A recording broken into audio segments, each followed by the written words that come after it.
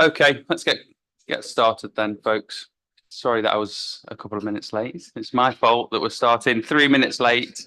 I know I'm setting a terrible example. I apologise. Right, okay. So my name is James Gibson and welcome to this morning's licensing committee. I'll go around now and introduce my colleagues from the left and we'll work our way around, please. Rob. Robert Brown, Legal Services.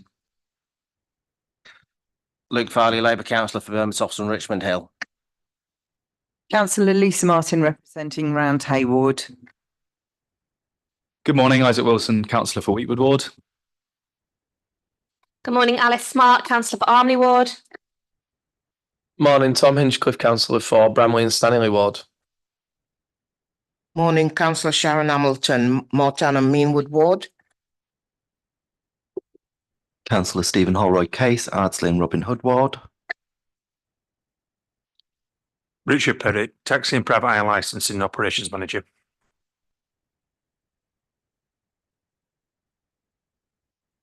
Jason Singh, Head of Service covering taxi licensing. Vanessa Jacobs, Taxi and Private Hire Licensing. Morning, everybody. Simon Hodgson, Head of Community Safety at Leeds City Council.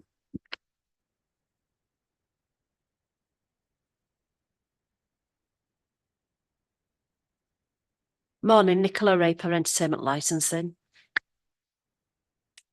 Sue Duckworth from Entertainment Licensing. Morning, everyone. John Mulcahy, Chief Officer, Elections and Regulatory. Hi, morning, Councillor Ed Carlisle for Hunsets and Riverside. Councillor Neil Buckley, on Woodley Ward. Good morning, I'm Helen Graham, a clerk for the committee. Thanks, everyone. Seamus, just try your microphone again.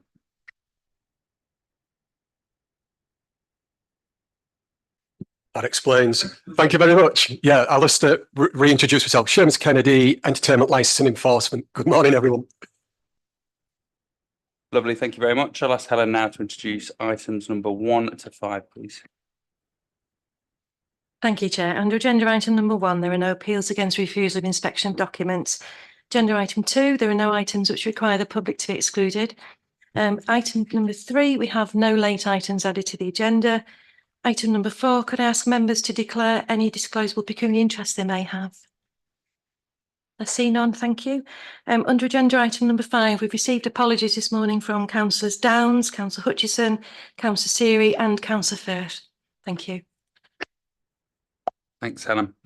Okay, agenda item number 6 then, please, which is minutes of the previous meeting held on the 23rd of January 24. This is pages 7 to 10 in our packs.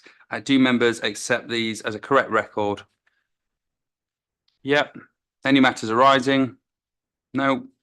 Smashing. Okay, then we'll move on to agenda item number 7, please. And can I ask officers to introduce this report, which is the Licensing Annual Report 2023, pages 11 to 42. Thank you.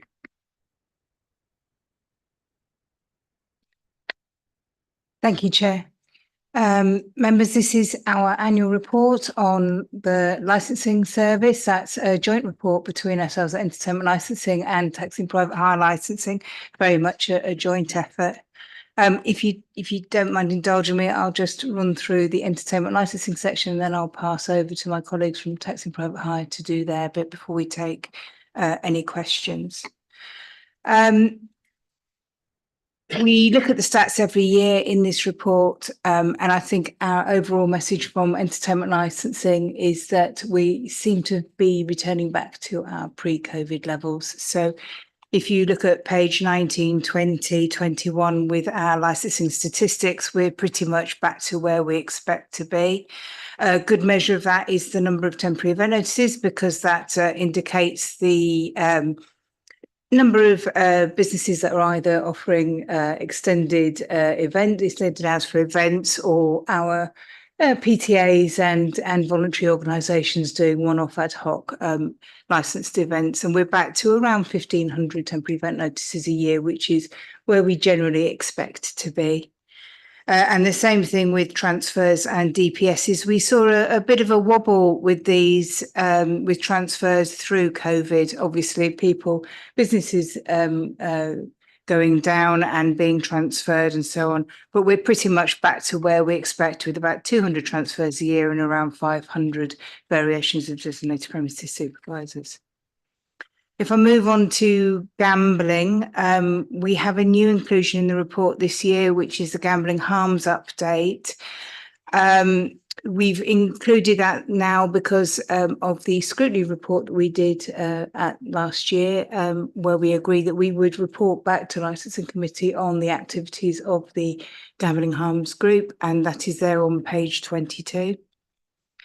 I think it's important to point out the information on the next page, page 23, which is the Gambling Commission enforcement activity, and the 3 local bookmakers that we have in Leeds, William Hill, Paddy Power and Betfred, have all been subject to enforcement activity with the Gambling Commission this year, paying varying amounts in settlements and fines.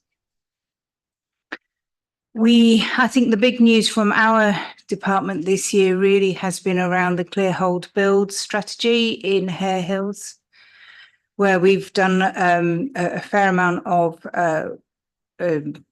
multi-agency work with the neighbourhood policing team, trading standards, anti-social behaviour team, revenues and customs, the serious environmental crime team, and work and pensions, immigration, and so on, where they have done a very large scale set of days of actions in Hare Hills and have found criminality and have dealt with it.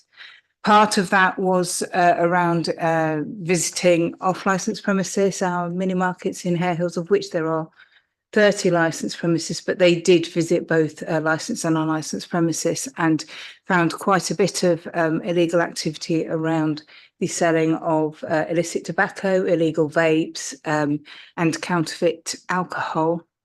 And as a consequence of that, we, as a licensing authority, saw 12 reviews of licensing of licenses in the Hare Hills area. With those have all been dealt with now. We ended up with 7 revocations from the 12 reviews. So 7 revocations, and the rest had additional conditions applied, which were appropriate. A lot of these licenses were very old licenses and had pretty much nothing by the way of conditions. So adding conditions was very appropriate. We've still got a few that we're not sure whether they're going to appeal or not, but just for members' information, at the moment we have 3 appeals pending for those that have been revoked. We are aware that 1, 2, 3, 4, 5 have not appealed, and so we have actually lost 3 licenses in Hare Hills, which is a good result. Going on to our future projects, you may not be aware, but we now have a full online application service in Leeds. That's moving away from the gov.uk platform, which, to be perfectly honest, was dreadful. And we now have our own in-house solution, which is much, much better and writes directly into our back office, therefore bringing us some efficiencies and some good news there, really. And then going forward, we have a piece of work going on around a film classification, which will come to you members shortly. If I pass over to my colleagues in taxi private hire licence. I think we'll allow members to ask about entertainment licensing and then move on to taxi and private hire licensing. But thank you for everything that you're doing. You do a wonderful job. You always do. But I think Clear Hold Build, is some sterling work. Great example of what local authorities can do, working in partnership with communities and other partner agencies. And it's been a fantastic success. So well done for all you've done there. Members, any questions? Yes, Councillor Buckley. It may be appropriate to say this either now or in the Hare Hills report. I just wanted to make some comments about the Hare Hills situation. Do you want me to do it now or? Well, it was just that I'm sure we've all been on these subcommittees where we've been asked to revoke a license and we've had various problems with transferring premises licenses and so forth. And I just wondered if it would be appropriate for the committee as a whole to state how keen we are to have the law upholded, because we've got the police, we've got licensing, we've got trading standards, and goodness knows who else trying to uphold the law. And I think if we can give some kind of reassurance that we're on their side, I think that would be a good thing. Yeah, you're absolutely right, Councillor Buckley, and I agreed with Councillor Cooper last week that we shall be writing to the Secretary of State. So we'll be writing and expressing our views around what is essentially a loophole in the legislation that allows transfers. Thanks for that comment, though. Any other questions? Yes, Councillor Farley. Yeah, just I'd like to second Councillor Buckley's comments. I think one of the chief frustrations for myself as a committee member has been that quite often you're presented with quite clear law breaking, and you're powerless to do anything because the license has been transferred, and the person now running the particular shop has got nothing to do with the previous owner, and therefore is not responsible for anything that has taken place in the past, in the run up. I would like to commend entertainment licensing and West Yorkshire Police, Trading Standards, and all of the partner agencies for the incredible work that they've done and are doing around clear hold build. As a member for one of the wards impacted by clear hold build, it is making a remarkable difference within our communities. And I believe yesterday there was a press release from West Yorkshire Police that's highlighting, I believe, crime in the Hare Hills area has decreased by around 40%, which is incredible. That's not to say things are perfect. They're certainly not. But I believe this sort of partnership working is precisely the way forward, and working with our communities, because communities are the most important element of this. It is that build element that I think is going to be absolutely crucial for everybody who lives and works in the area. So I'd just like to put those comments on record. Thank you, Chair. Thanks for those comments, Councillor Farley. And just to reassure members as well that the council is working on ways in which we can improve the situation around those transfers during when licenses are suspended and have been to licensing subcommittees. I don't think it's appropriate for us to talk about that in licensing committee. And I see officers shaking their heads as well. So we'll leave it at that. But please be assured that there is things that we're looking at as a council to stop that from happening, as well as writing to the Secretary of State as well. Councillor Ali, please. Just reiterating what you've just said, and I thank you, Chair, with Deborah Cooper to writing to the Secretary of State, and it's something that we need in place, to be honest with you, and I'll leave it at that. Thank you. Okay, any other questions, members? No? Okay, so we shall now move on to taxi and private hire licence, and then please, Jason, if you and your team would like to take over. Thank you, Chair. So this part of the report reflects quite a busy and eventful year in taxi licensing. We've seen some really good positive results, which we'll talk about in a moment. As indicated earlier, we are seeing pre-COVID levels of activity again for the first time in a number of years, which is good and which is positive. Applications for private hire licenses for both drivers and vehicles are increasing, so that's once again a positive trend. We've done some really good work, multi-agency work and work as an enforcement authority, and Richard will talk specifically about that and some of the particular areas in terms of complaints that we're drilling down on and doing some more work on also. We've introduced a number of pilots this year for age criteria, tinted windows and dual operator licenses, all of which are progressing really well and positively, and Val will say a little bit more about that this year. Yeah, if I could hand you over to Val initially to talk about some of the figures. Thanks.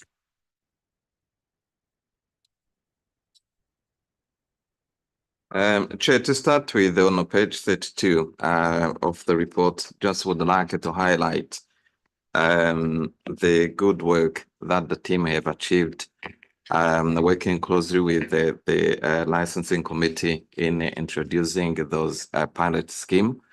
And also, we feel very much improved the relationship with the trade and other stakeholders. The pilot scheme that were introduced in June and another one in August of last year, they've been very positively welcomed by the trade. And if I can just refer on the allowing drivers to work for two operators, we've seen more than 1,000 drivers taking up that scheme, which account for over 20% of the trade. Moving on to page 32 of the report, we would like to highlight the vehicle figures. These are Hackney and private hire vehicles that we have on a fleet. I think one thing to really highlight is the fact that 77% of our fleet is a clean fleet, ultra low emission vehicles. The main type of vehicle being petrol hybrid. Now, you will notice in that table that at some stage we had more 45 electric vehicle, and that figure went down in 2022 and it started picking up again in 2023. It goes without saying that the range for electric vehicle are still an issue, but we are pleased to see that the trade is identifying vehicles that can be used as a taxi or a private hire. The table below that, still on page 32 of the report, we indicated the number of inspection that the vehicle examiner have carried out to ensure that the vehicles that are being used as a taxi or private hire maintain high standards to avoid any risk to the public and in fact to the drivers themselves. So the team has carried out 4,287 inspections, and you have the type of the inspection in that table as well. Pleased to say, of those inspections that we carried out, there were only 2 vehicles that we felt they did not meet the standards required, and those were not licensed. Also, as we did with the vehicle which are involved with the accident, so 655 accidents were reported in last year. Of those, 288 required us to inspect them to make sure either the repairs have been done correctly and the vehicle is again safe to be used as a taxi or a private hire. As a team, we continue on page 34. We continue to look at the way of improving the service, and one of them is been the recent work with our colleague from IDS, where we have been able to get the e-forms for driver renewals and recently for vehicle renewals. The impact of this is really positive, and I'm happy to share this with members, is the fact that now most drivers will be able to renew their licenses vehicle license and driver license from the comfort of their home rather than coming into the office and staying in the long queues like there's been over the previous years. In terms of the driver applications, again, we are encouraged to see people walking through our doors, being interested in applying for a license in Leeds, and the numbers are at par with what they were before COVID. Also, before I hand over to my colleague, just to mention the vehicle condition review, which is the work that we are undertaking. We have completed the survey and the consultation, and really pleased that the engagement went well. We've been out to communities. We had a chance to speak to different user groups, and also the feedback from the survey is really encouraging. So going forward, we are hoping to put together the reports, and that report will not only be addressing the issue we learned from the survey, but also we will look at the recommendations from the best practice that was issued in November. So the document will be a very comprehensive document in relation to our vehicle conditions. Thanks, Chair, and I will hand over to my colleague, Richard. Thank you, Chair. The area that I manage is obviously in the enforcement and compliance team. When fully staffed, the enforcement team has 10 enforcement officers who are carrying out regular daily and weekly roadside patrols. Alongside this, the enforcement officers and vehicle examiners will work alongside our partner agencies such as West Yorkshire Police and officers from other neighbouring authorities. In 2023, we undertook 31 joint operations during the year. This, alongside the roadside patrols, resulted that we checked 1,642 vehicles during roadside inspections. The operations that we undertook, working with our partner agencies, ranged from such things as licensing issues for applying for hire, child sexual exploitation, offences under the Equality Act, and school transport. Whilst most of the vehicles that were inspected during all the roadside inspections were found to be in good order, unfortunately several seemed to fall short of the requirements, and this required 207 to be immediately suspended from service for being in a dangerous condition at that time. As you're aware, in 2015, deregulation meant that we saw an increase in vehicles from other licensing authorities working within the city. So in 2023, we inspected 1,225 Leeds licensed vehicles, but we also checked 417 licensed vehicles from other neighbouring authorities, and then we fed that back to them to make sure that they knew what they were doing.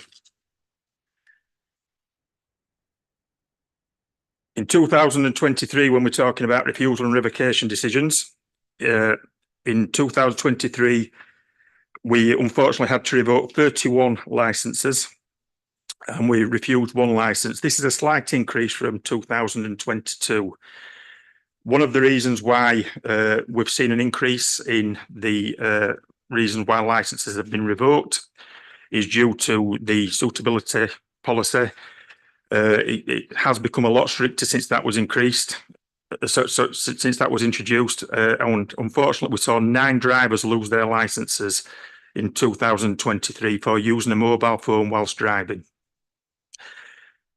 When we're looking at suspensions, we did see an increase in 2023 of drivers that had their licenses suspended.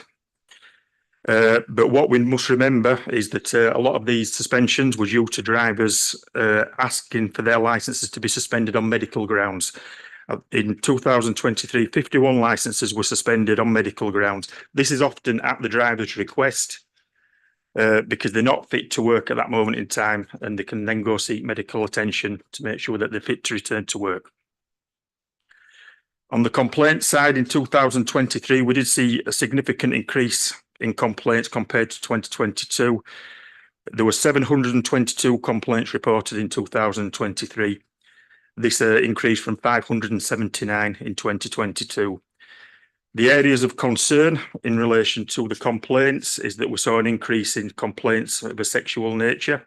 This went from 15 to 35.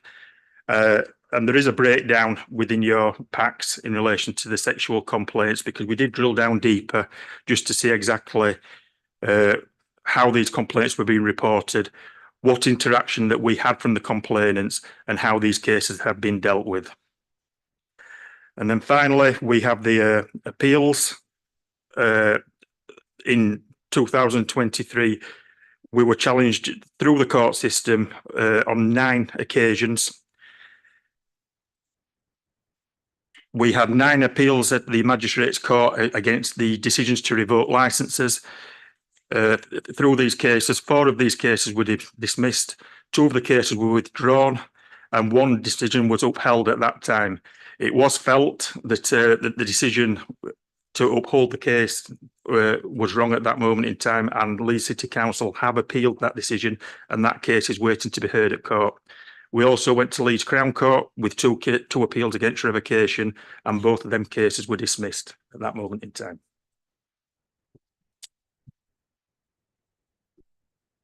Thank you, Chair.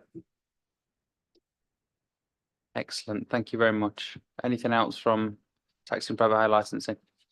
No? Well, same again as I said to entertainment licensing. Thank you so much for all your hard work this year. Again, another busy year for you guys, and especially around the vehicle conditions review, which I know we're not quite there yet.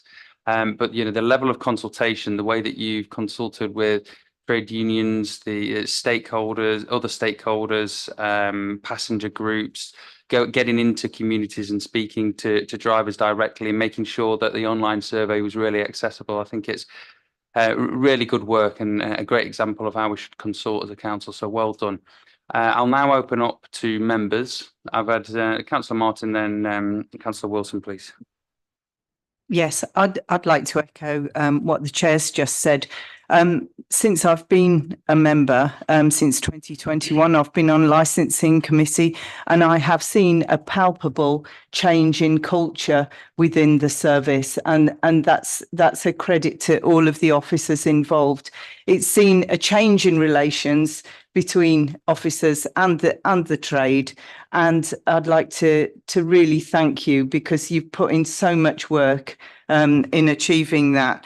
And that results in a safer service for our residents using taxis and private hire cars. And I'd also like to thank members of the trade who've engaged so honestly and so well with our service to achieve where we are now. I think we're in a much better place. So thank you. Thanks, both sides. Thanks for that, Councillor Martin. Well said. Councillor Wilson. Thank you, Chair, and echoing Councillor Martin's points, of course. But my question is about the that big increase in revocations because of use of mobile phones while driving. I didn't catch is there sort of an explanation for that? Is it because we're looking at that more carefully now, or is it become easier to report that, or why is that? And is it mostly people on their phone while driving and the passengers are reporting it, or is it kind of members of the public spotting it and reporting it in? Many of the convictions that we receive come through from the police through the CU80 system, so they've been issued with fixed penalties when they've been seen by the police. We also have seen an increase in members of the public being able to report drivers using mobile phones by supplying mobile phone footage through the online portal that the police can supply. Since the suitability policy was amended in 2020, the use of a mobile phone whilst driving has its own specific section now within that report, which recommends that a driver convicted of this offence will lose their current licence for a period of 5 years. Therefore, when we are looking at these, we're looking at all the circumstances, we're looking at the information, the disclosure supplied by the police, and then we're making a decision based on them facts. I've got Councillor Carlisle and then Councillor Ali, please. Yeah, good morning all. It would be churlish for me not to reiterate the views already expressed by my colleagues. So yeah, thank you for all your work. Thank you as well to the drivers across the city, because it's a hard industry to be in, and yeah, certainly many of us know private hire and taxi drivers, and it's not an easy situation for them to be in. I wanted to particularly, Councillor Martin already mentioned it, but I did particularly want to thank you for the kind of the dialogue process, coming into the communities and talking to people. I think building that trust between council and the industry is really, really key, and it has been lacking, but it is, we are maybe going in the right direction. And I suppose I had a question about how committed are we to kind of ongoing kind of face-to-face dialogue. I'd love to see a commitment from the service to continue to come into the communities and talk to the community there. Thank you as well for the problem solving. Like, there's been some little niggles around parking enforcement in the city centre, unfairly targeting private hire and taxi drivers. But again, thank you to your team for resolving that, because that won some credit and trust. The dual operator thing as well is particularly good.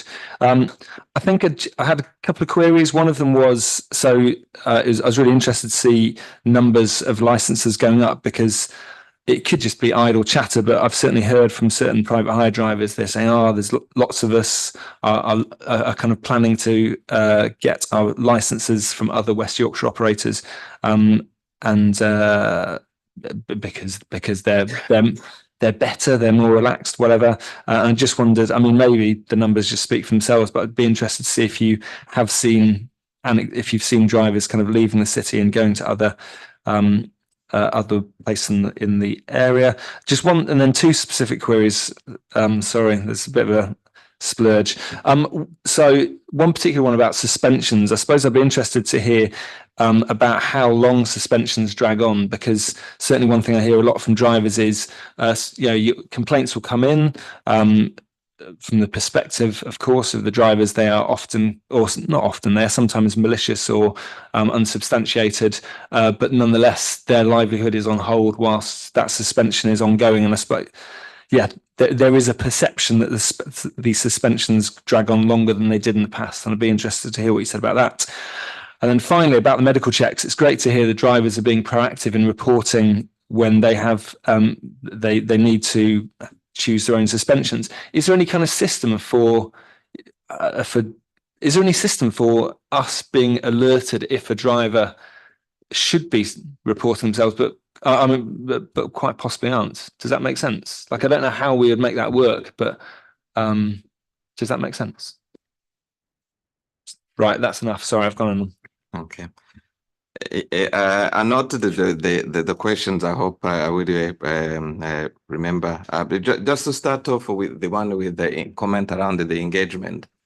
I think this is something that as a team, we are committed to continue, obviously with the support of the licensing committee. And that engagement is either through or can be demonstrated through a regular trade meeting that we are holding, with a separate trade meeting with the private hire trade and another one with the Hackney trade. But also, we use now the Gov delivery to issue regular bulletin, where we share any information with the trade and make them aware of any changes. Now, in relation to comments from drivers who might be saying a lot of drivers are leaving us to go to other local authority, I think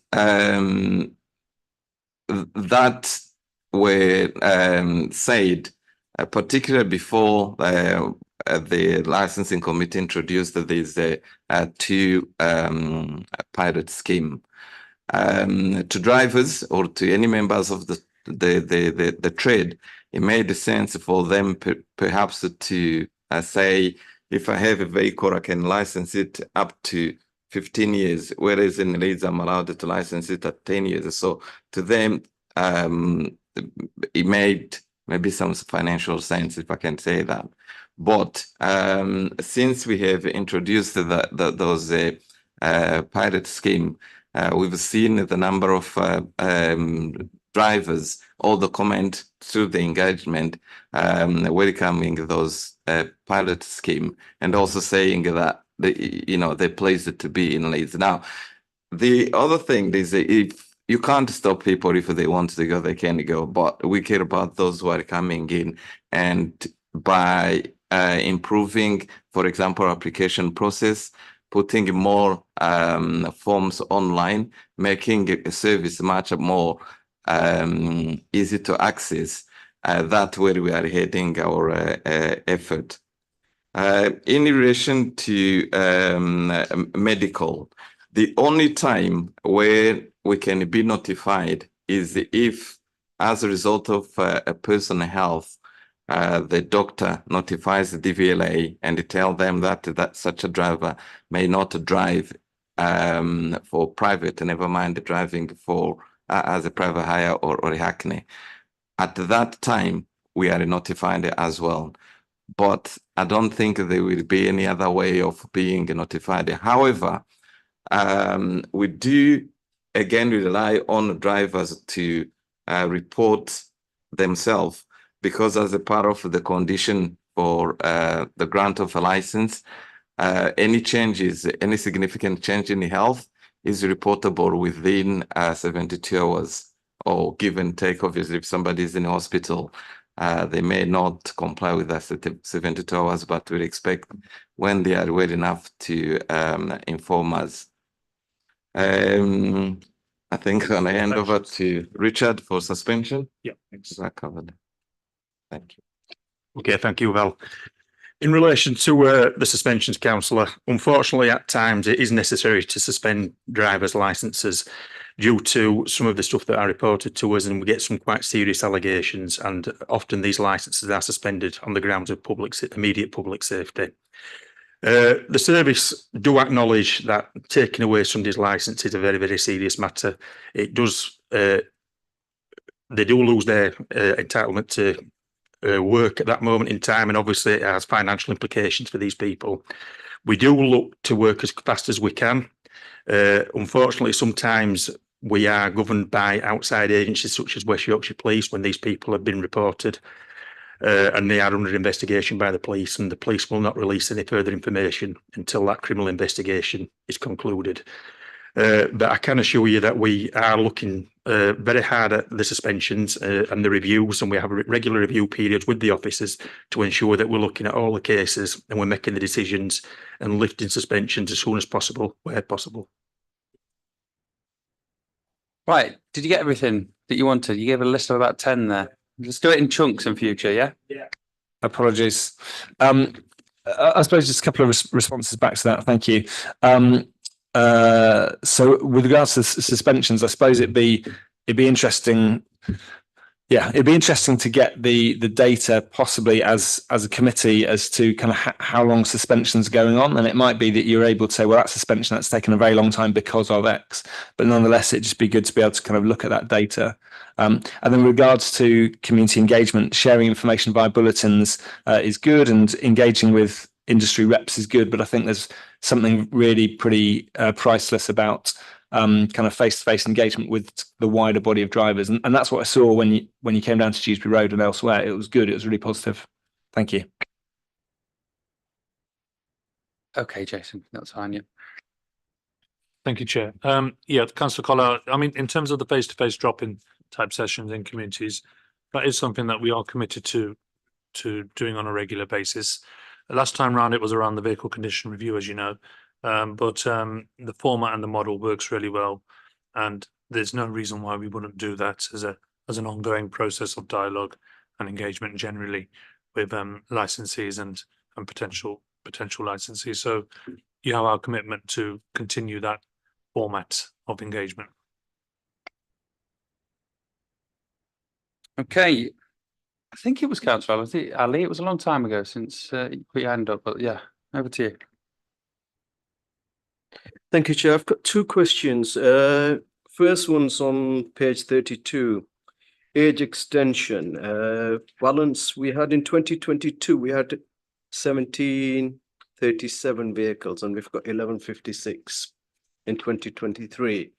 Now, I know that's a major concern. That's around 600 drivers. Why is that drop?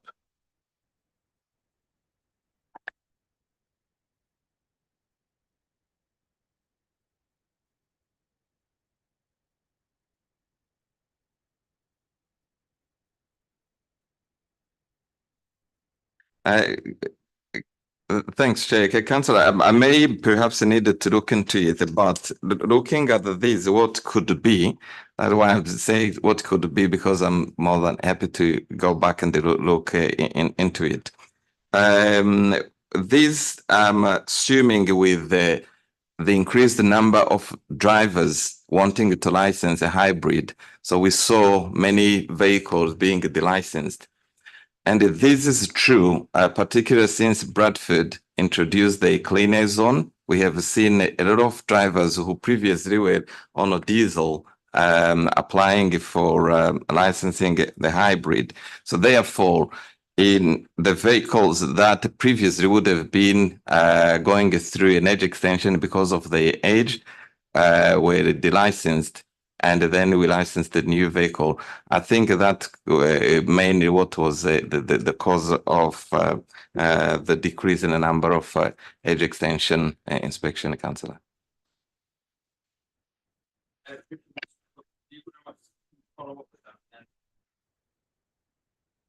Yeah, just one thing that I'd just like to add in that when we're just looking at that. If you look at, yes, there has been a significant drop in the age extensions. However, in the new vehicle applications, that has risen by 400 that year.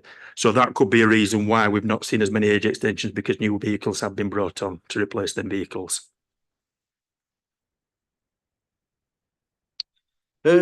Around the driver conduct and sexual complaints, you had in the first category, you had 24 complaints, and in the second category, you had 11 complaints. 15 in the first out of 24 complainants were uncontactable. I'm quite finding it difficult there. And then in the second category, you had 11 and you had 6 complainants who were uncontactable following the initial complaint. I just want to know what happened there in both cases, please. In most cases, the complaints are made direct to the licensed operator. When we go to the licensed operator, we ask the licensed operator to supply details of the complainant, and then we attempt to make contact with the complainant. In the cases that we've highlighted there, where we've not been able to make contact with these people, both the operator and taxi and private licensing officers have attempted to make contact with the person. However, they have not, they failed to make contact with emails, phone calls, etc. Therefore, we've not been able to progress the case any further, only on the information that we received following the initial complaint.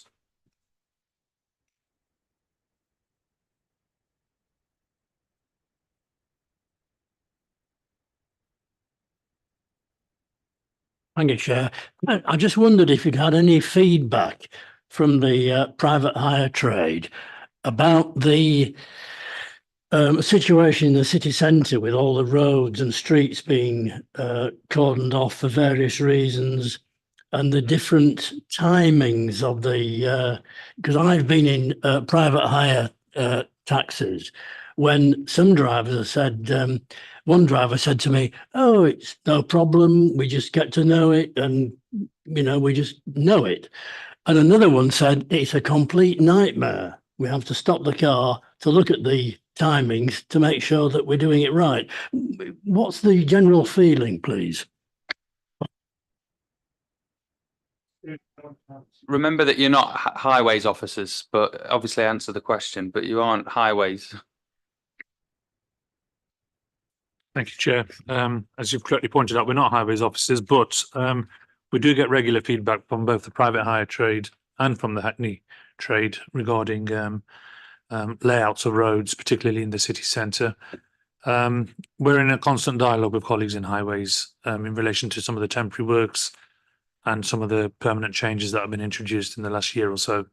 So yeah, we get regular feedback. That's the answer to your question, and we try to facilitate that dialogue between the trade and colleagues in highways. I think it's fine for me to say that it does get raised as well on the trade forums, and then we do feed that back to highways colleagues, and we have actually invited highways colleagues to attend those trade forums to hear what taxi drivers and private hire drivers have to say about some of the roadworks that are taking place in the city. Is that okay, Councillor Buckley? Thank you. Councillor Martin. Yes, thank you. I just wondered, do we know how many women drivers we have in Leeds? I think Leeds is the first city that I've lived in, and I've lived in quite a few where I've thinking about it, there are no women drivers that I've encountered. And I know somebody from the Hackney Carriage Trade approached us to say that they personally would want to encourage more women drivers. So how many, and what, and can we do more? Can we do anything to start encouraging women drivers in Leeds?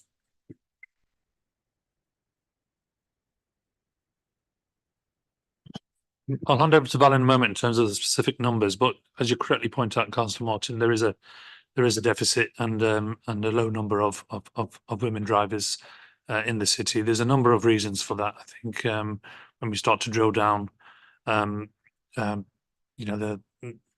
nature and the types of reasons why women drivers may not be coming forward in the same number as, say, elsewhere in the country.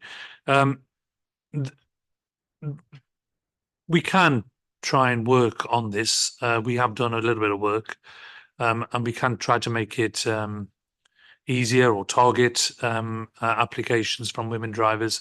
And that's something that, once again, we're happy to take an ongoing commitment to do. It's my understanding is that it's not that it's too difficult to do, but there are a number of barriers that lie across areas beyond taxi licensing to attract more numbers. But we're happy to work with colleagues in jobs and skills and communities to try and encourage the numbers from women drivers. Val might be able to say about the specific number.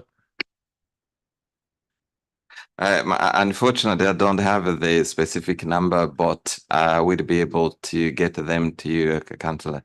The part of the work we have done previously to encourage female to apply for licenses was to put on a training, a specific training for a female applicant. So rather than putting them in the same room with a male applicant, so we did have a session for female. Again, it depends on the number of the applications, but each time we have any applicant, if it help them maybe to be trained in a specific way, it's something that we look into. But as Jason said, this is a matter of working with the job center and to see if we can promote or find ways of encouraging female driver to apply. Thank you. Yes, thank you. That would be useful. Let's have the baseline figures, because I bet it's none at the moment, and then measure our sort of efforts as we go through. I don't think it can be insurmountable. We've got women bus drivers, and I guess a lot of the barriers are similar to that. But equally, it's something that might be attractive to women in the same way for men, because you can work the hours that you're available for. Thank you. Good question, Councillor Martin. Very close to International Women's Day as well, so I'm glad you raised it. Any other questions? Okay. Right, well, in that case, I'd like to pass on taxi and private hire licensing team that Mr. Nabby, Mr. Utting and Mr. Atkar that are sat over there would like to say thank you for everything that you've done and for the level of engagement and working with them. And there you go, you got an ovation. Fantastic. You don't get that very often.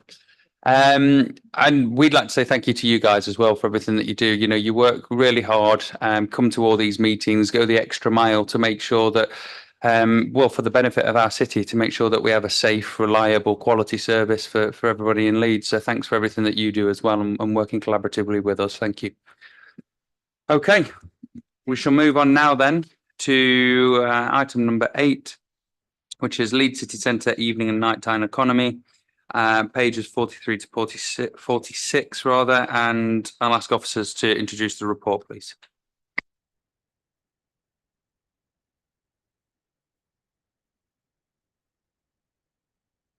I'll open it. Thank you, everyone. Thank you. Thank you. Thank you. Bye. Bye. Thank you. Thank you, Chair. This is actually Seamus and Simon will mainly lead on this, but we've brought this report. It's really following the last licensing committee. We discussed the city centre CIA review, and members were very interested to hear of the work that's done within the nighttime economy, the you know, the services and the partnership working. So Simon's come along to set out what does go on in those late and early hours of the morning.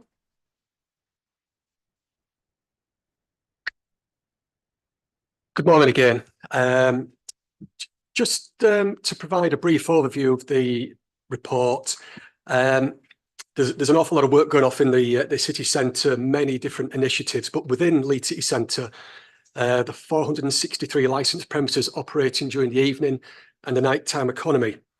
The statement of licensing policy sets out a cumulative impact assessment for the city centre with the areas of Woodhouse Lane, Lower Briggate, Core Lane, designated as red zones due to the density of licensed premises and associated crime, disorder and/or nuisance. There is no single organisation that has responsibility for the city centre. However, the Safer Leeds City Centre Partnership facilitates partnership collaboration, coordination and communications in relation to community safety, support businesses within the evening and the nighttime economy, and to improve the visitor experience. So at paragraph 2, there is a breakdown just of the types of licensed premises. Obviously, the biggest number there is the what we call the alcohol-led entertainment type premises. So supporting the work that goes on in the city centre is the overall. Seamus, is there meant to be a presentation here? Is it meant to be just? Yeah, okay. Sorry. Just clicked off there. There is a strategic report underpinning the work in the city centre, and Simon will go into more detail on that, and also a number of initiatives in the city centre that are now well embedded, and a number of initiatives that are gaining momentum. Not just in the city centre, but across Leeds district. So I'd just like to introduce Simon, sat to my right. Simon Hodgson is head of the Community Safety Services Safer Stronger Communities team, and he would like to provide members with a presentation of the work taking place in the city centre. Thank you. Thank you, Chair. It's about 10 slides, so I'll try and run through them. And if I'm running over time, just give me the look. Thank you. I thought it would be worth if I can get this moving, and it's not moving. Don't know why. There we go. Thought it would be worth just starting off with a bit of scene setting. So we've got a really, really strong city centre community safety partnership that's made up of responsible authorities and cooperating bodies, the usuals as you would expect, and that's sat out in the Crime and Disorder Act. In addition to that, we have representatives of the nighttime economy, the current Pub Watch chair, who's also the general manager of the O2 Academy. His voice and the representative voices of the nighttime economy are heard at that board. In addition, we have the Hotels and Venues Association.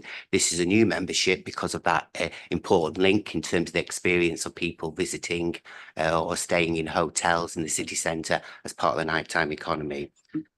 We also have Business Against Crime in Leeds, which is our third sector CIC, linking in with the nighttime economy, a licensed premises through the Basel radio. That links up to Leeds Watch, our CCTV security that's run by the council and has direct links to the operations of the police. In addition, we work very closely with Leeds Bid. That's the board.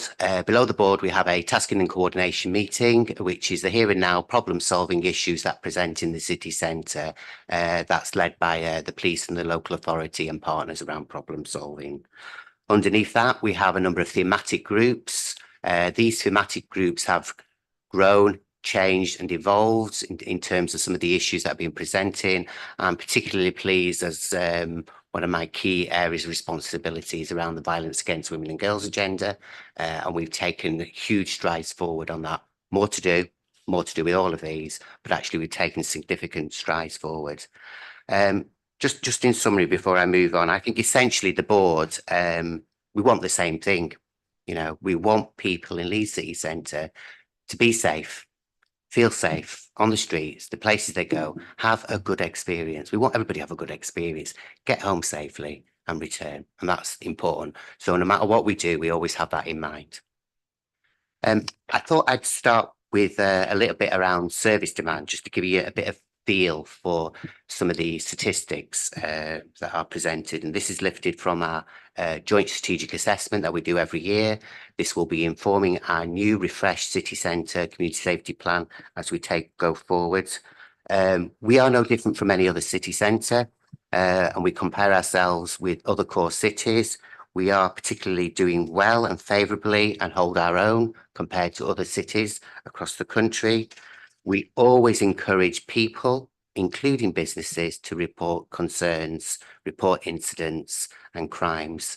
When you're dealing with businesses, sometimes it's the last on their lists of things to do, but we say we only know full picture of demand if you report. So we always encourage that. They have access to the partnership intelligence portal to put forward suspicions and concerns. That information is fed into the tasking and coordination on a regular basis. So here, just to give you a bit of a flavour, this information, as I said, is taken from our joint strategic assessment. It gives you a bit of an overview for the whole of 2023. It gives you an overview in the dark colours at the bottom of the daytime economy, 7 a.m. to 7 p.m.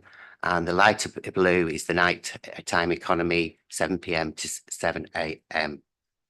Essentially, total recorded crime and ASB calls to the police, as you can see from that chart, they do vary in volume and across the year. Yeah, the proportions relating to the nighttime economy and the daytime economy also show some variation. The nighttime economy in particular accounts for about 36 to 46% of all crime recorded per month, so a significant proportion. Antisocial behaviour incidents, the graph on the right hand side, that ranges from 40% to 55%. I thought it'd also be useful, having looked at the notes from the last time, just to raise a little bit around service demands, particular crime types. The first one is total crime. This is a bit of a snapshot for the whole of the year, Monday to Sunday, at various times from early morning to overnight time. The bits in the red are the ones where we've got the peak demands. And understanding of that is important in terms of our response to that. So by time, both total crime, the first one, and the ASB, the one below, we see a peak in the afternoon. Starts about 3 o'clock, and we've got some presenting issues in the city centre as part of that. Moving into the evening and into the weekends is our highest level of crime and demand on services. When you look at alcohol drink involved or alcohol related ASB, those incidents are coded. And again, you can see where the peak demands are. And this is clearly, probably as you would expect, but the evidence is here in the late evening and overnight time and at the weekends. Let's not forget the footfall in the city centre is back to where it was before COVID. We've got different populations coming in at different time. We've got an increased attractor as a destination city for people to come to Leeds, which is good for the economy, it's good for business, it's good for consumers, but it brings increased demand and risk, threat and harm. I'm just going to very briefly talk about a couple of these slides here. Again, you can see where the peaks are. If you look at the reds, you can see that. I think from a violence and sexual offences, I know we've touched on this already. Violence or sexual offence assaults generally follow arguments, verbal harassment, chat-ups on street, in pubs, in clubs, groping and touching, and can escalate into more serious sexual offences. Violence against female victims in particular is an issue, more likely to happen overnight and early morning. We have had a number of issues around severe attacks in a number of licensed premises, work closely with our colleagues to put things in place to safeguard women, and that's important that we do that. And it is men that who harass women and girls. We do have a link there in terms of alcohol and drugs. The market has changed. We have seen a bit more of preloading as people coming out into the nighttime economy, looking for an experience. But it's also fair to say that around 2/3 of all violent crime in the city centre is male on male violence. I just thought it would be useful just to mention some of the initiatives. This is all the added value, not the statutory responsibilities that the local authority has or the police have. This is around the added value. These are things that are actually like shifting towards that early intervention, de-escalation and prevention agenda, which is really important. Hopefully you're all aware of Ask for Angela. We launched that back in November 21, reinvigorated it, relaunched it. We've got 630 premises now across the city. We've got 250 in the city centre. We're always ongoing checking compliance, checking training, because we know there's a turnover of staff in those in the nighttime economy. That's going really well. More to do as we move forward on that. We have Angels of Freedom working closely with our LGBT community, particularly in the LGBT quarter. They're out on a Friday night. They have a number of social events. We've currently got a consultation out with the LGBT community to understand what their concerns are, what their experience is, and look to do things better or to improve moving forward. As I mentioned briefly, we have Leeds Watch, which you will all be aware of in terms that's the council's on-street surveillance, very heavily covered in the city centre, and that's there to deter offenders, detect offenders and deploy resources in a timely fashion. Recently, we've introduced the Safe Zone and Safer Travel. This is through funding from West Yorkshire Combined Authority, particularly from a policing side. So you've got Safer Travel, PCSOs at the bus stations and a safe space there. Through funding through the Safer Streets programme, we've introduced night street marshals. Again, it's based on funding. We're always looking for money to continue this. It's not a statutory requirement, but it adds value.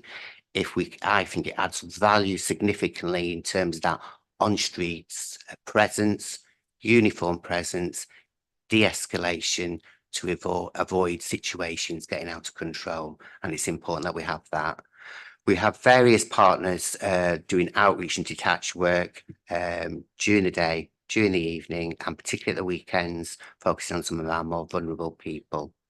Back in September, we launched Walk Safe Leeds app. If you don't know it, Google it, or other providers are available. The app is free. It's really fab and it's inclusive. It's done through the lens of violence against women and girls, but anybody can download it. It has on there features where Ask for Angela is. Those who signed up and compliant, we will put the businesses on it. It will tell you what their offer is. And if you have a bad experience there or a good experience, you can tell us. Yeah, it does not replace other forms of reporting to the police. I'm particularly proud of the Women's Night Safe Space, done in conjunction and led by Women Friendly Leeds. That's been there for now 18 months.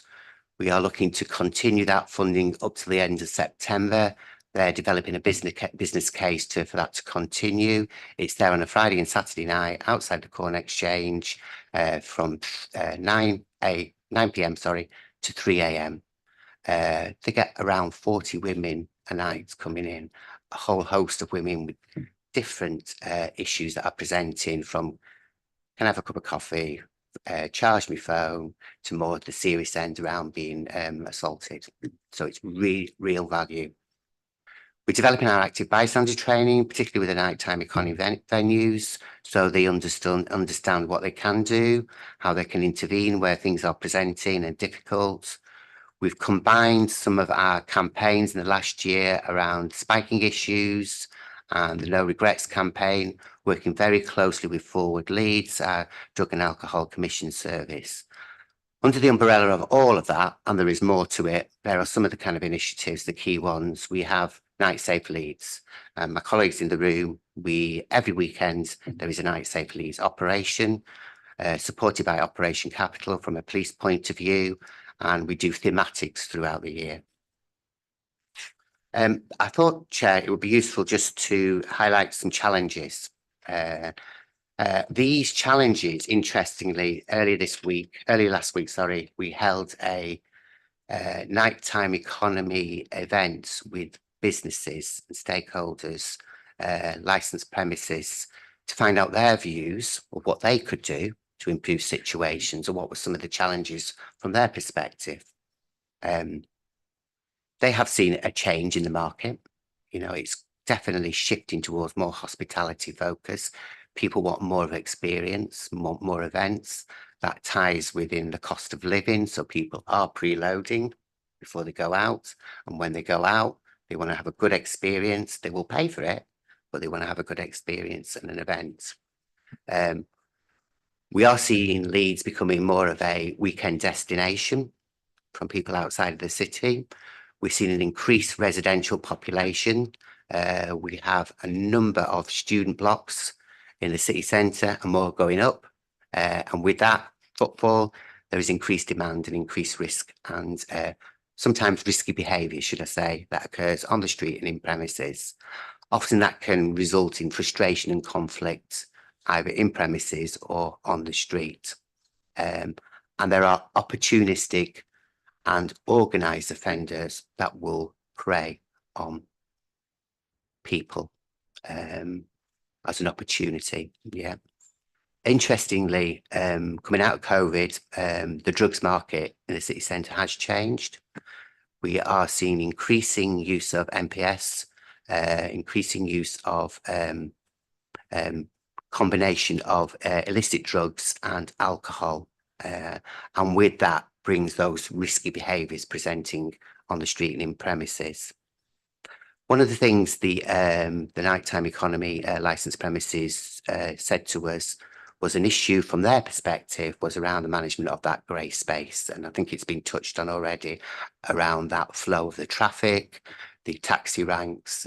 So that information will be supplied to highways and to my colleagues in taxi licensing to look at how we can improve the situation moving forward.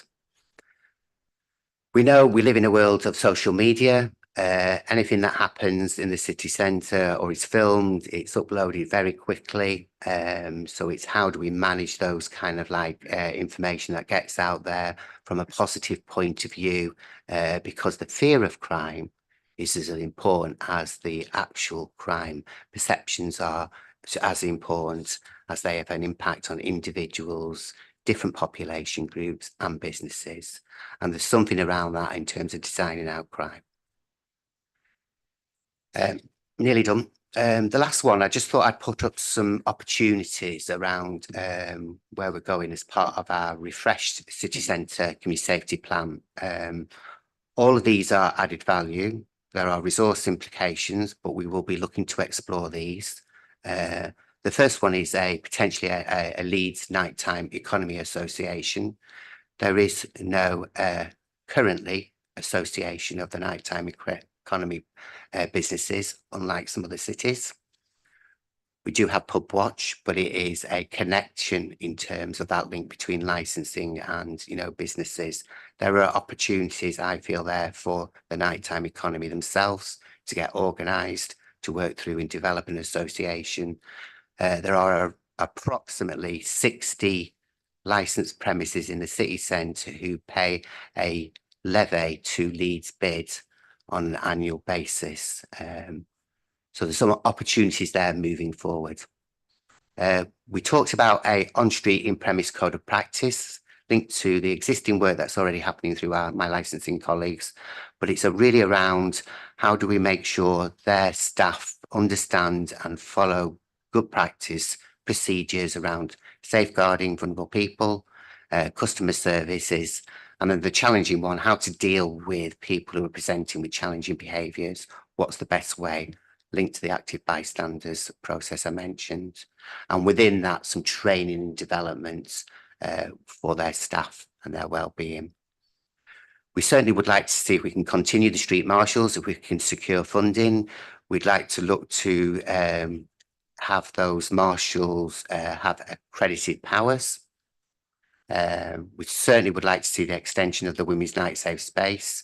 There are potential opportunities to increase that in terms of just having one space down at the bottom end of the Corn Exchange, maybe somewhere up at the top end of town as well at the same time and connection. Interestingly, the wayfinding transport and access was an issue for the nighttime economy providers, particularly as people are coming out of their licensed premises. You know, it's around how do their customers find their way around easily in and around the city to taxi ranks to avoid that potential conflict when people are intoxicated on the street. So some really good opportunities. I think we're developing our new strategy. We're going through some consultation. There's certainly links with some of the issues raised today at the licensing committee. I'd just like to say thank you to all the partners involved in the city centre work. It's not easy. You know, the demand is increasing, but we work hard. We have a really good, strong partnership with a can-do, let's do it philosophy and culture. Thank you, Chair. Well done, Simon. That's an excellent presentation, and you could see from that just how much work is going on. It was raised at the last committee, so I'm really glad that you're here today just to show us exactly what we're doing to try and make Leeds a safe space for everyone, and so people can have a better experience when they take part in the nightlife that we have in the city. So I will move to questions now. I've got Councillor Buckley, Councillor Hinchcliffe, please. Thank you, Chair. I just had two questions, actually. The Ask Angela scheme, I've always thought that was a really good idea. And I just wondered whether we had any specific figures on how many times it's actually been used. That's the first question. And the second one was, there's been some talk in the press recently that Central London has apparently they're only giving licensing to 11:30 and that kind of thing. And so the Central London experience has gone dead, apparently. So what I wanted to ask was, we're obviously avoiding that, which is a good thing. And is the Leeds nighttime economy expanding? Thank you, Councillor. Just on the Ask for Angela scheme, I haven't got the number figures in front of me, unfortunately. We know it's used. We get regular reports back from licensed premises and from the police where it's been escalated for the police involvement. What we could argue as well, actually, one of the things with Ask for Angela is around changing behaviours, men's behaviour in particular to women. Although Ask for Angela is inclusive, it's generally done through a lens of violence against women and girls. And actually, the message has got out there. We've got it out there. It's available. And actually, it's acting as a deterrent to stop some of that behaviour happening in the first place. So that is successful in that sense. It's not always about the numbers of people who are using it. So, yeah, just to give you a bit of flavour on that. Just in terms of the licensing, and I'll let my colleague come in and on that. I would say the nighttime economy is is doing reasonably well in the city centre. You know, it's back to where it is. There are some premises, like with all industries, are suffering, and there has been some that have closed. There are others that are booming, absolutely booming. So it's a bit of a combination. I think that shift towards the hospitality, the events and the experience is really important. And there is a little bit of expansion of the offer beyond the traditional Leeds city centre kind of like area to more beyond just on the outskirts of the city centre. Yeah, I wondered if Seamus would like to come in on the second part of that. Yeah, I think Simon has covered the main points there. I think certainly what we are seeing is a diversification of the offer that's available in the city centre. We're seeing, dare I say, I think it's an improved quality. That there's a definite shift away from what traditionally we were used to, sort of high footfall, alcohol-led type premises, to those that offer entertainment later into the evening, food offering, and really customers are voting with their feet. You know, that they are attracted to that different style of operation. And as Simon covered in his earlier presentation, we're seeing more an uplift in people living in the city centre. So, you know, it's on the doorsteps. People are going out and taking advantage of that. So, yeah, that's really, I think, the landscape at the present time.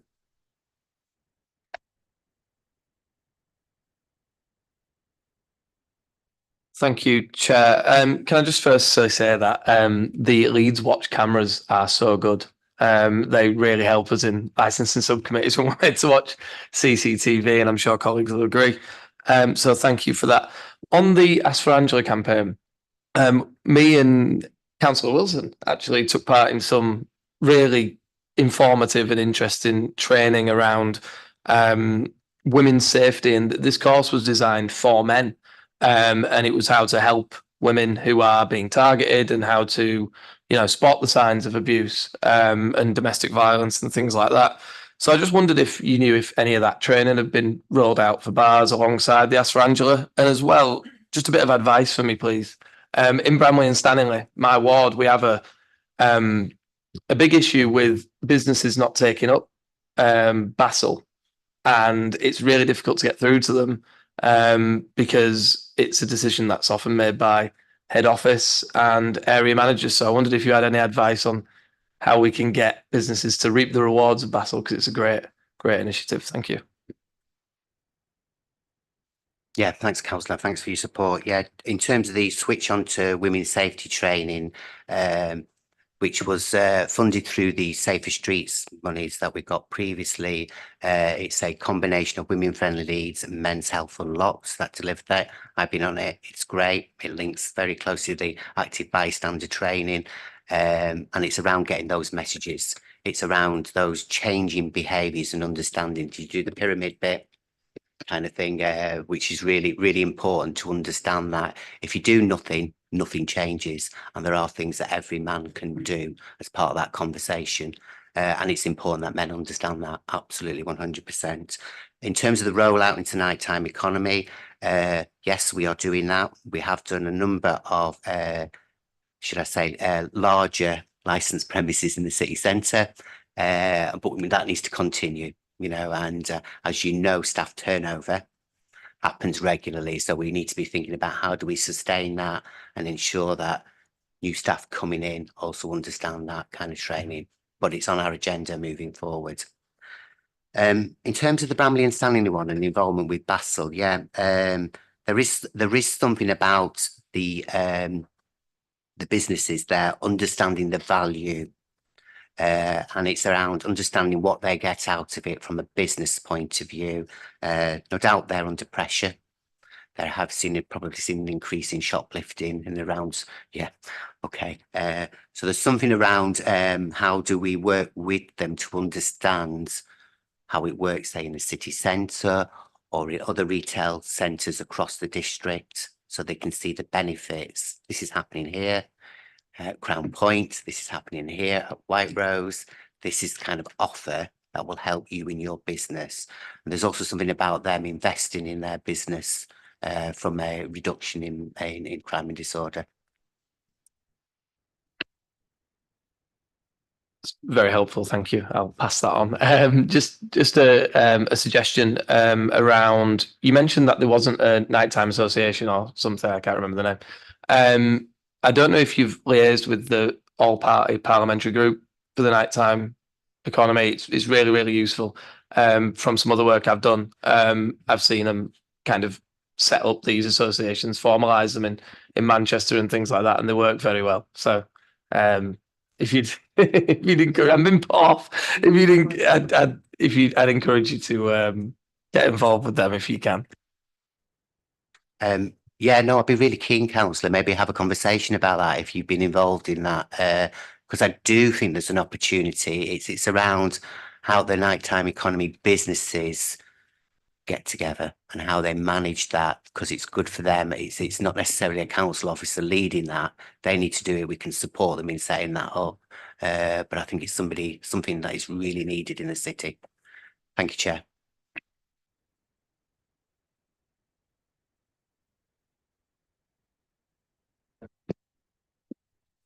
Yeah, good morning. And yeah, thanks for all you and all the partners do. A couple of questions, but I'll ask them separately. I've learned my lesson. The first one was, so you gave us the crime and social behaviour stats, which is good, but they would be more useful perhaps compared to previous years, although also obviously kind of COVID sent everything as all over the place. But yeah, it'd be interesting to see how that data compares to previous years, and also how that data compares to other core cities, because we've talked about similar before, and your colleagues previously said, well, all the core cities are having the same. But I suppose I'd be interested to see, are some of them doing better than others, and is there learning to be had from those comparable cities? So that information is available publicly. You can find that yourself if you wanted to in terms of the crime stats, if you want to do some analytics. We do that as part of our regular performance to the board and our regular reviews. We do that comparison. We do that month on month compared to previous months, and we do seasonal variations and track crime types. So that information is available, councillor. Some of it, most of which is in the public domain through the reporting mechanisms. Some of the data isn't in the public domain for obvious reasons, but through our intelligence picture, we can share that with our partners for problem solving. We do learn from others, and we're not afraid to learn from others, and we will pinch with pride if other cities are doing some good work. I think we are a pretty good city centre in terms of the work that we do, and we do have other cities coming to us saying, how are you dealing with this? So, for example, the Walk Safe and Ask for Angela, we are one of the best in the country in terms of leading that and people using it. Thank you. Thanks. And then the other one was, so you mentioned, I only caught it fleeting, I'd be keen to a bit more. So you mentioned the association and the extra levy, I think you mentioned, paid by some of the venues in the city centre. I suppose this goes back to something that I brought up at the budget meeting, the council budget meeting. To what extent have we as a city really looked at and analysed the possibility of a late night levy? I'm conscious that places like Liverpool have enacted it, and it's netted them a reasonably healthy chunk of money, like $1 million plus over the last few years. And I just kind of wondered if that was something that we were really sure we didn't want to do, because if it could net us a load of money, that would give us extra resource to manage the situation better. I'm going to bring Sue in to answer that. You have answered this question before when put to you by Councillor Carlisle in the last, I think, was it the last meeting or the meeting before? We did a massive amount of work around the late night levy when it first came in, and it went all the way to executive bill before it was stopped. The main issue that we have is that it's a levy across the whole of the Leeds area, so you couldn't target specific areas, so just the nighttime economy. And in fact, that's done much more adequately by the Leeds bid, who would do the same sort of thing. The other issue is that a good proportion of it goes directly to the police, and it goes to them with no agenda, so they can spend it on whatever they like, not necessarily the nighttime economy.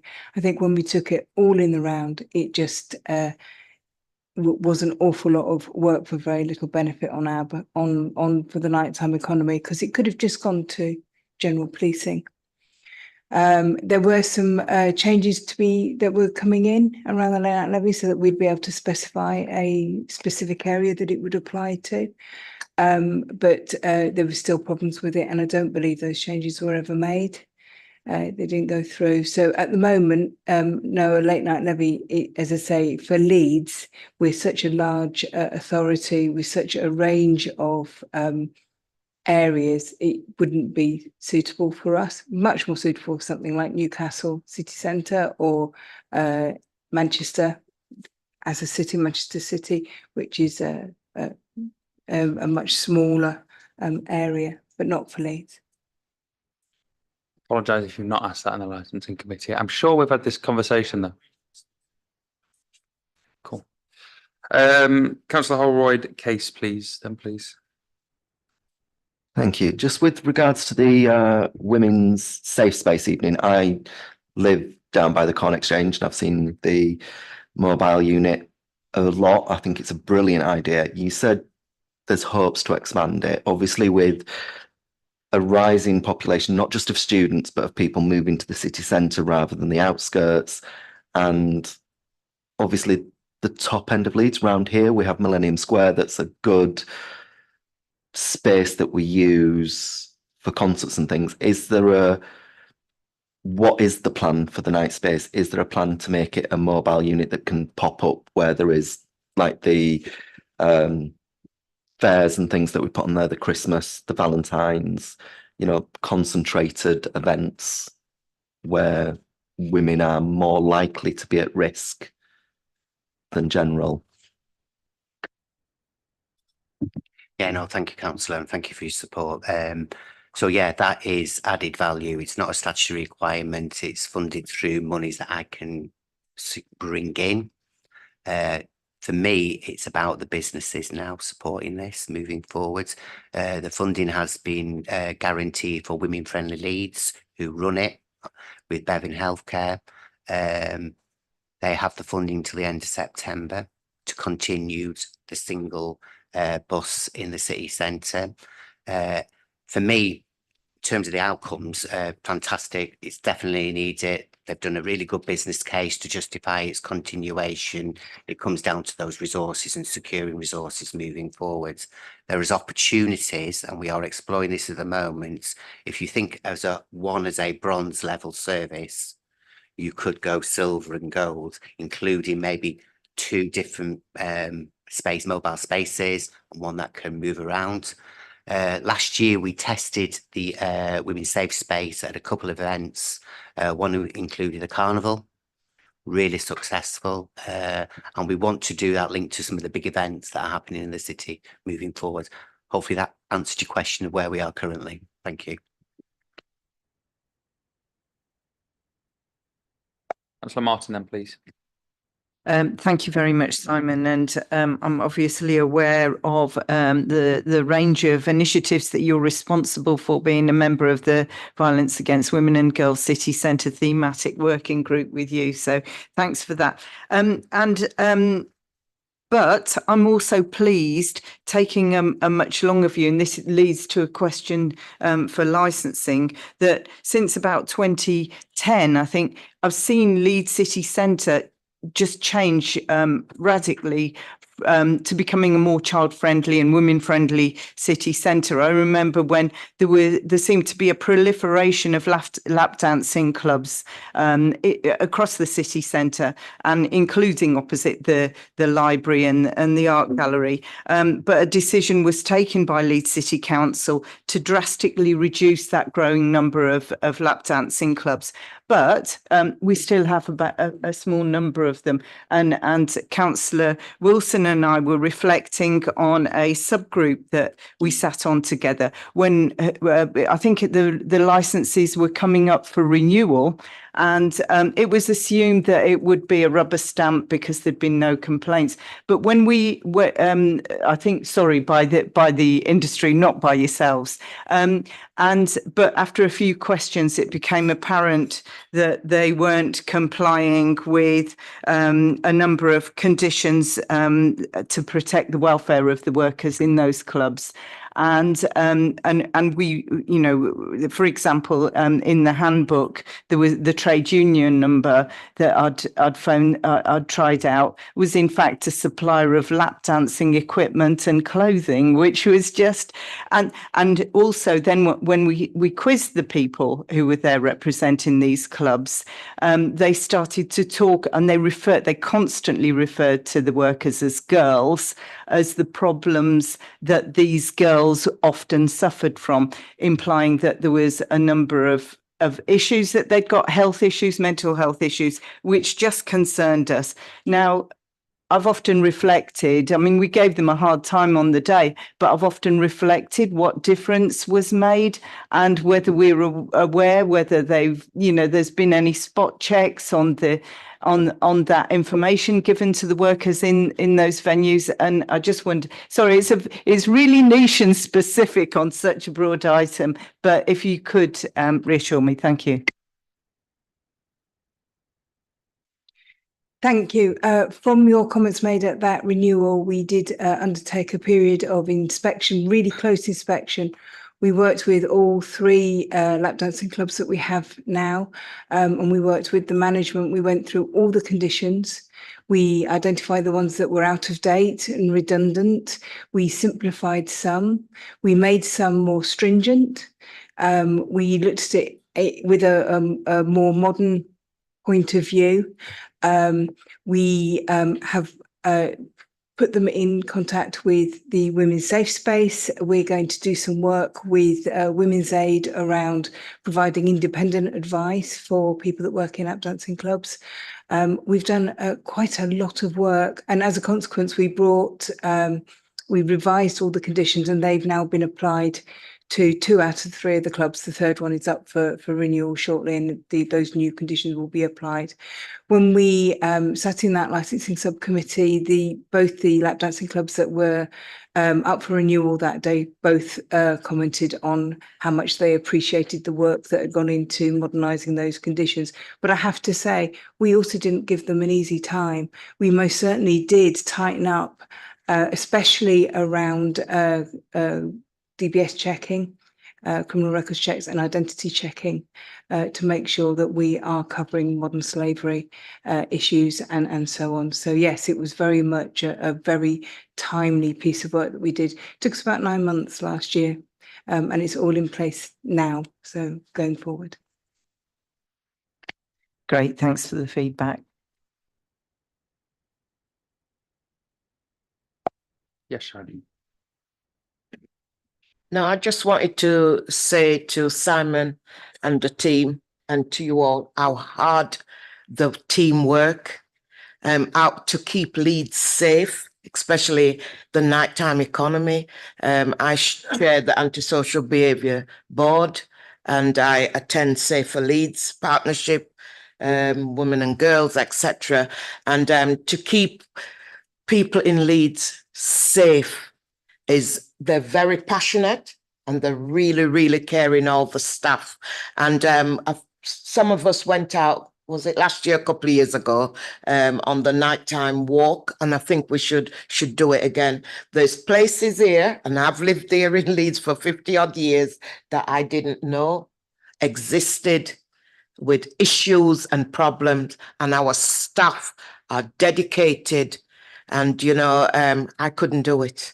I'm in the nursing side. I can repair you, send you out when I used to do that. But our staff really work extremely hard, and they're always having to apply for funding, which take up a lot and lots of time. I've, known Simon because I was the homeless champion, and the amount of work and the forever putting in bids to get things happening for the keep us all safe here in Leeds. So I just need to just say that I know the amount of work and time that goes into all these, and our staff are fantastic. Absolutely fantastic. This list that Simon's given us is just small, the amount of work that they do. It's really, really keeping us safe. And we don't realize I'm home in bed safe on a night, and they're out there working extremely hard. And that is the city centre. So just imagine what goes on in our community. Obviously they have to focus a lot on the city centre with regards what's going on. And on there where we saw in the afternoon, the red incidents or crime or whatever they call it, a lot of that is young children coming home from school, so it's spike a little, and adults taking advantage, etc. So I've always asked if we can have security police sort of part youth officers in order to help to combat because of the way you approach young people. But just to say to you all and the staff how hard you all work, and a lot of us out there in the community don't know and don't realize. So I just want to say keep up the good work, and we just need to praise our staff in Leeds. Just very quickly, Councillor Chair. Thank you, Councillor Hamilton. Really do appreciate that, and I will share that with the board and all the partners, because it is a partnership, in particular our third sector partners and our businesses and the council staff working together with the police is really important. Just an offer, Chair, maybe after the elections, maybe we could do a walk and talk city centre observations with the committee. It would be good, as Councillor Hamilton says, maybe do a split, do a early evening walk and tour, and then a late night economy walk and tour. Thank you. Sounds like an excellent idea, and I'm sure my colleagues on the committee would be happy to attend as well. I won't go into a big lengthy thank you, because Councillor Hamilton's already done it for us, but thank you so much, both of you, Simon, Seamus, for everything that you do and working with the rest of the entertainment licensing team. We will now move on to the next one. Next item, would you send us the slides? Is that okay? Yeah, because I think that was an excellent presentation and useful to have them so we can report back to people in our communities and other colleagues just exactly how much you're doing. So we'll move now on to agenda item number 9, please, which is Hare Hills and Bermontoft's CIA. Thank you, Chair. I'm afraid it's me again. Members will remember that we did do a full review of cumulative impact assessments back in January and it all in 2023. It was due to be reviewed again in 3 years. However, we have looked again at the Hare Hills CIA, mainly because it was triggered by an appeal where our own CIA, I'm afraid, led to the applicant to offer a simple condition that they felt would fix all the problems in Hare Hills, and that was the minimum grocery spend before selling alcohol. And it made us realise really that our community impact assessment in Hare Hills lent so heavily on people that drink in the street and alcohol dependent street drinkers.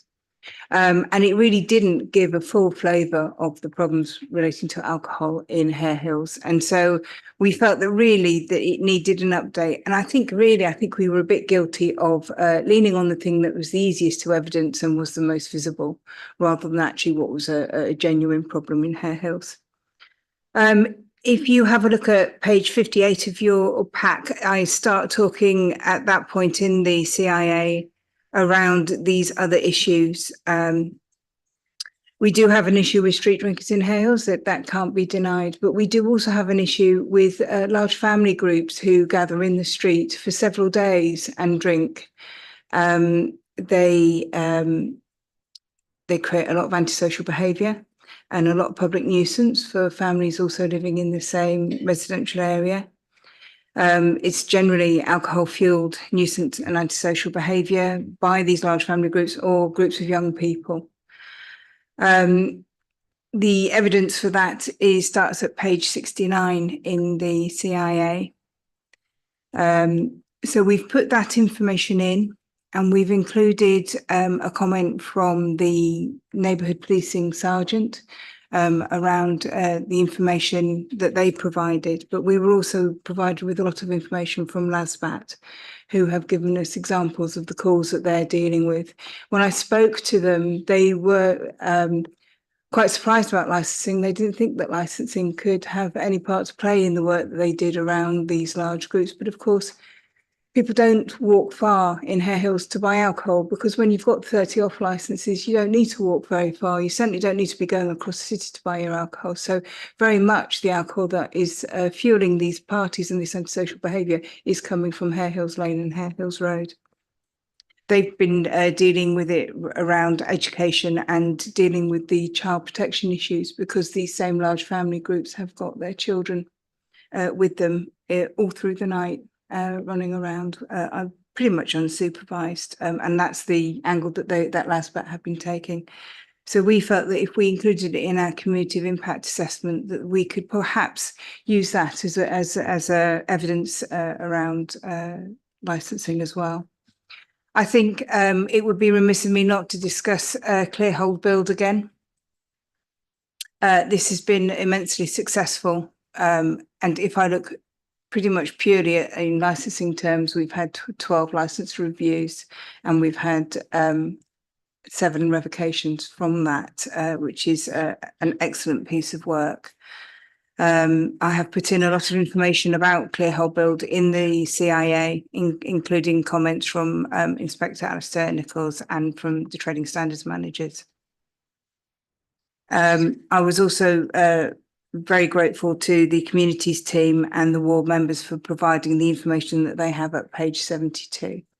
And I think all round, we're not proposing that we change the scope of the CIA or the area in which it covers, because we felt that we did that review last year and that's still in place. But we did feel as though we needed to give a little bit more background about the issues that are being experienced in Hare Hills, and that it can't all be solved by one condition, which is that you have to spend £20 before you can buy alcohol. Thank you, Chair. Excellent. Thank you very much, Sue. Questions, members?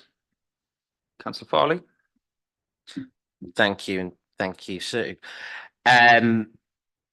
Clearly, the CIA, combined with kind of the partnership work that we've discussed earlier around Clear Hold Build, and a lot of active engagement within the Hare Hills and Bermontoft communities, is really paying dividends.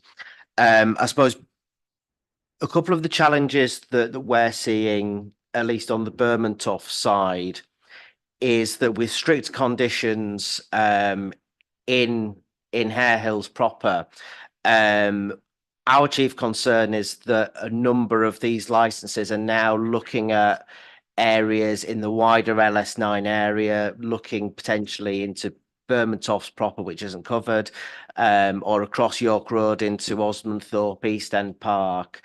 So I suppose that the question really is, how do we avoid this this transference of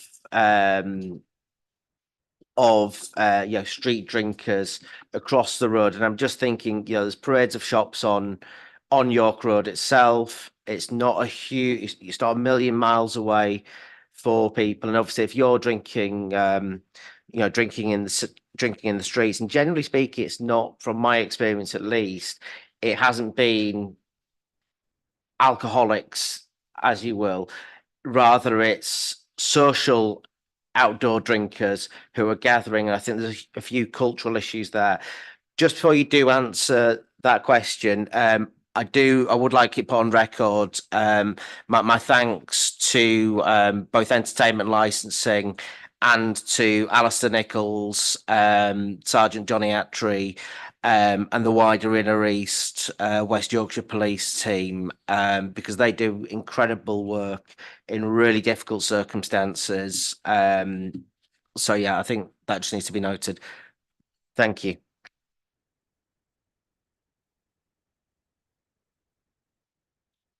Yes, thank you, Councillor. I think displacement is a real issue, and it was certainly back in the old days when we first put the Headingley CIA in place. We also had the Woodhouse Corridor CIA, which was specifically to deal with our concern around displacement. Certainly, it was the same in Horsforth, where we had to extend the Horsforth CIA to include New Roadside for exactly that reason. People realised quite quickly that they weren't able to get a license in one area, and so they would move just outside of the area and take the problems along with them. I think you're right. I think there is an issue around this social drinking, this which goes on for days, and it's large groups of people. And I do believe in certain circumstances that's actually more antisocial and nuisance than our street drinkers, who have learned, I think, to a certain extent, to tuck themselves out of the way and out of people's way. I think that we do have a mechanism for putting in new community of impact assessments. I think we should probably have a look at following that process. I can't promise that we'd put a CIA into the Richmond Hill area, but we can certainly start the process. I think there's an opportunity there, but I will work with members on that. Thank you. Yeah, I mean, it's obviously doing really good work across the area, and it is, for my ward colleagues and for myself, it is a bit of a concern when we do see applications coming in for 24-hour licensing on the other side of the road. I suppose just as a follow-up question, what work is taking place working with the communities team, with the migrant access program, and other kind of partners that are working within the Hare Hills community to engage with those communities that do engage in sort of outdoor communal drinking.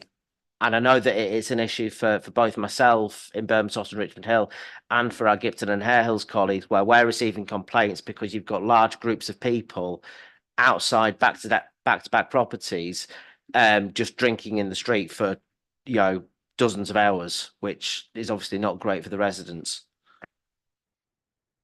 That community work is being undertaken by Leeds Antisocial Behaviour team.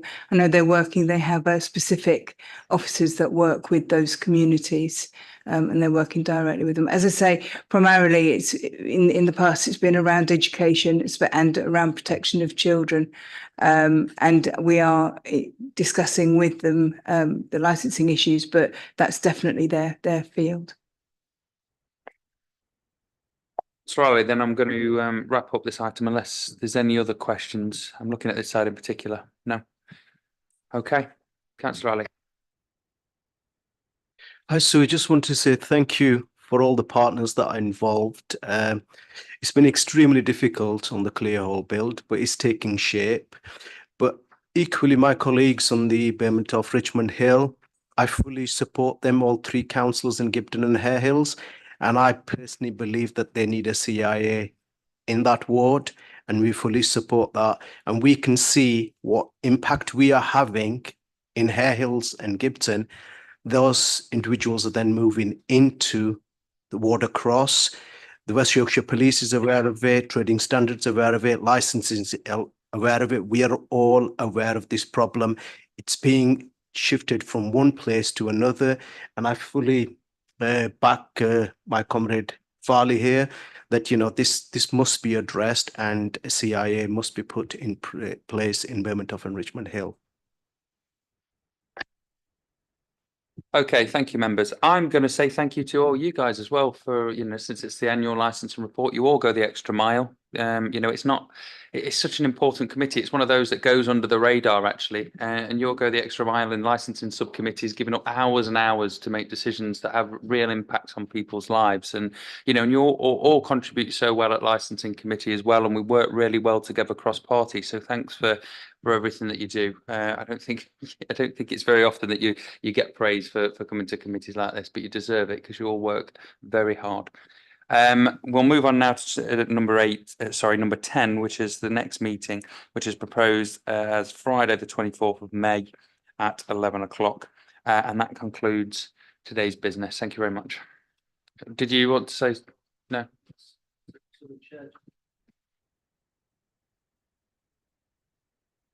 May, yes. Yeah. Yes, councillors, the annual annual council meeting is the night before, and traditionally the licensing committee meets the following day, simply to set its governance arrangements and to re-establish the subcommittee memberships so that the work can keep going without a break. The subcommittees can then continue almost the week after, so it's a different day. I know, I appreciate that. Thank you. Okay, thanks everyone.